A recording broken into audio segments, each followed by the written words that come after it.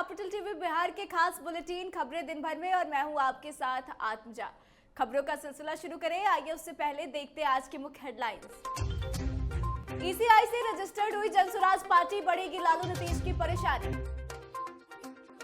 कांग्रेस के कन्हैया का पत्ता हुआ साफ, लालू ने बेगूसराय की सीट सीपीआई को दी। लालू से मुलाकात के बाद डी राजा ने मीडिया से की बातचीत, कहा कल प्रेस कॉन्फ्रेंस में उम्मीदवारों के नाम की करेंगे घोषणा। लालू से मिलने पहुंचे राजन तिवारी, कहा पारिवारिक संबंध है हमारा। चुनावी मैदान में उतरने से पहले अयोध्या जाएंगे मांझी, रामलला के दर्शन के बाद करेंगे नामांकन। 3 दिनों के दिल्ली दौरे से पटना लौटने सीएम नीतीश, जल्दी हो सकता है जदयू उम्मीदवारों का ऐलान। सम्राट चौधरी का विवादित बयान, लालू ने बेटी से किडनी लेने के बदले दी टिकट। राजद एमएलसी सुनील सिंह की जाएगी सदस्यता, सीएम नीतीश कुमार के खिलाफ आपत्तिजनक टिप्पणी का है मामला। डिप्टी सीएम सम्राट चौधरी ने किया बड़ा ऐलान, कॉलेज में पढ़ रहे इंटर के छात्र छात्राओं को वापस के स्कूल में नहीं भेजा जाएगा। सीएम केजरीवाल ने सुप्रीम कोर्ट से याचिका ली, वापस गिरफ्तारी को दी गई थी चुनौती। अब खबरें विस्तार में। लोकसभा चुनाव की तारीखों के ऐलान के बाद राबड़ी आवास के बाहर लालू यादव की तरफ से बुलाए गए लोगों की लाइनें लगी है, जिसमें श्रवण कुशवाहा और अभय कुशवाहा को भी राबड़ी आवास पर सिंबल लेने के लिए बुलाया गया।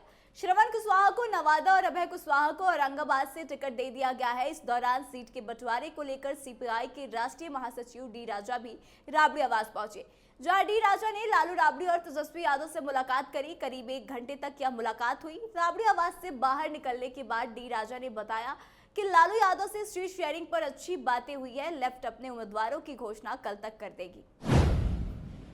जेएनयू छात्र संघ के पूर्व अध्यक्ष और कांग्रेस नेता कन्हैया कुमार का लोकसभा चुनाव से पत्ता साफ हो गया है। कन्हैया के लिए बेगूसराय की सीट मांग रही कांग्रेस को लालू प्रसाद यादव और तेजस्वी यादव ने करारा झटका दिया। जहां राजद ने सीपीआई को बेगूसराय सीट दे दिया है। सीपीआई ने इस सीट से अपने उम्मीदवार के नाम का भी ऐलान कर दिया है। बता दें कि एक दिन पहले ही सीपीआई यानी कि कम्युनिस्ट पार्टी ऑफ इंडिया के महासचिव डी राजा ने राजद सुप्रीमो लालू प्रसाद यादव और तेजस्वी यादव से मुलाकात की थी। वहां हुई बातचीत में राजद ने बेगूसराय सीट को सीपीआई को देने का ऐलान किया। इसके बाद सीपीआई की राज्य कमेटी की बैठक में उम्मीदवार चुन लिया गया। राबड़ी आवास के बाहर राजद सुप्रीमो लालू प्रसाद यादव से मिलने के लिए लोगों का तांता लग रहा है। आज पूर्व विधायक व बाहुबली राजन तिवारी भी लालू प्रसाद यादव से मिलने पहुंचे। लालू से मुलाकात के बाद बाहर निकलने के बाद राजन तिवारी ने मीडिया से बातचीत की और कहा कि लालू जी की तबीयत खराब थी, उनका हालचाल जानने पहुंचे और कोई ज्यादा बात नहीं। राजन तिवारी ने कहा कि लालू जी से हमारा पारिवारिक संबंध है, अभी चुनाव लड़ने जैसी कोई बात नहीं हुई है। लोकसभा चुनाव में बीजेपी के 400 पार के दावे पर राजन तिवारी ने कहा कि इस संबंध में मुझे कुछ नहीं बोलना। एक वक्त था जब पूर्व सीएम जीतन राम मांझी ने श्री राम के अस्तित्व पर सवाल खड़े किए थे और उन्हें काल्पनिक तक करार दिया था, लेकिन समय और परिस्थितियां बदलने के बाद अब मांझी श्री राम की शरण में आ गए हैं। गया सीट से चुनावी मैदान में उतरने से पहले जीतन राम मांझी पूरे परिवार के साथ अयोध्या जाएंगे और रामलला के दर्शन के बाद वापस लौटकर अपना नामांकन दाखिल करेंगे।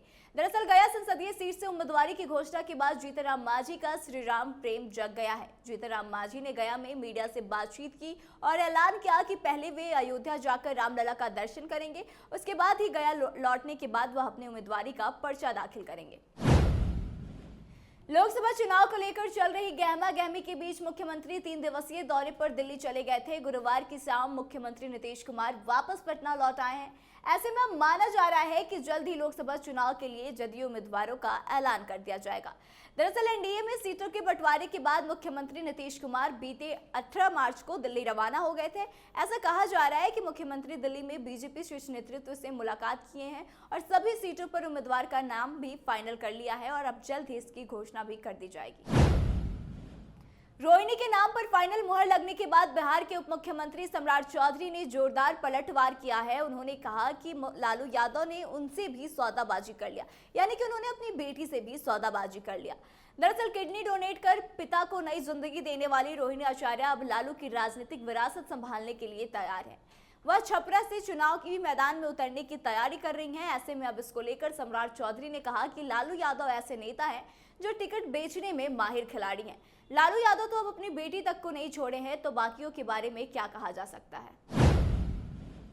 राष्ट्रीय जनता दल के एमएलसी सुनील कुमार सिंह के खिलाफ विधान परिषद के सभापति देवेश चंद्र ठाकुर को पत्र लिखकर सदस्यता रद्द करने की मांग की गई है। इसको लेकर जदयू के एमएलसी भीष्म सहनी ने लिखा कि इसमें उन्होंने राजद एमएलसी और राबड़ी के मुंह बोले भाई सुनील यादव पर शिकायत दर्ज कराई और कहा कि सीएम नीतीश कुमार को लेकर उन्होंने आपत्तिजनक बातें कही है। दरअसल जदयू के विधान पार्षद ने कहा कि सुनील कुमार की तरफ से सीएम नीतीश कुमार को लेकर तल्ख टिप्पणी की गई है। इसके साथ ही वो नीतीश को लेकर आपत्तिजनक बातें भी कहते थे। जदयू पार्षद का कहना है कि आचार संहिता का उल्लंघन का मामला है, ऐसे में अब सुनील कुमार की सदस्यता जाने का खतरा मंडरा रहा है। बिहार सरकार के शिक्षा विभाग के नए फरमान के बाद आंदोलन पर उतरे छात्र छात्राओं को डिप्टी सीएम सम्राट चौधरी ने बड़ा आश्वासन दिया। सम्राट चौधरी ने कहा कि इंटर के जो छात्र छात्राएं अभी कॉलेज में पढ़ रहे हैं उन्हें वापस स्कूल में नहीं भेजा जाएगा। बड़ी संख्या में छात्राओं ने सम्राट चौधरी का घेराव किया था। उसके बाद से डिप्टी सीएम का यह ऐलान हुआ। लोकसभा चुनाव को लेकर बिहार के लिए जन स्वराज पार्टी का रजिस्ट्रेशन भारत निर्वाचन आयोग की तरफ से कर दिया गया है। जन स्वराज पार्टी को सेब यानी कि एप्पल चुनाव चिन्ह आवंटित कराया गया।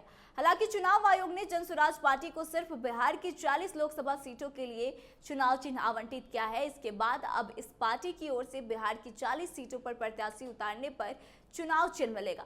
दरअसल भारत निर्वाचन आयोग द्वारा लोकसभा चुनाव में रजिस्टर्ड राजनीतिक दलों को आवंटित चुनाव चिन्हों की सूची जारी कर दी गई है, जिसमें कि जन स्वराज पार्टी को एप्पल चुनाव चिन्ह आवंटित किया गया है।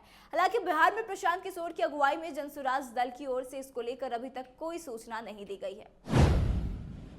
दिल्ली शराब घोटाले में आखिरकार ईडी ने गुरुवार को लंबे पूछताछ के बाद मुख्यमंत्री अरविंद केजरीवाल को देर रात गिरफ्तार कर लिया था। गिरफ्तारी के खिलाफ केजरीवाल ने शुक्रवार को सुप्रीम कोर्ट में याचिका भी दायर कर दी थी।